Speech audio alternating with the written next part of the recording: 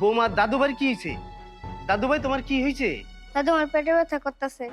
পেটে ব্যথা করতেছে? বৌমা ওরে তো হাসপাতালে নিতে হবে, আমি অ্যাম্বুলেন্স কল করি।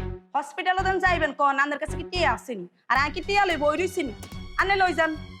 বৌমা তুমি টাকা পয়সার লেগে চিন্তা করো না, যেইখান থেকে পারি আমি টাকা জোগাড় করুন, আগে তো দাদুর চিকিৎসা হোক। হবো মা, তুমি কোনো চিন্তা করো না, যেভাবে হোক দাদুর চিকিৎসার ব্যবস্থা করতে হইব। দাঁড়ায় আছো কেন? তাড়াতাড়ি যাও না, অ্যাম্বুলেন্সের ব্যবস্থা করো। আচ্ছা ঠিক আছে। ডাক্তার সাহেব আনহুলার কি হয়েছে ডাক্তার সাহেব? আপনার ছেলের কিডনিতে সমস্যা, এই জন্য ওর পেটের ভিতরে ব্যথা করতেছিল।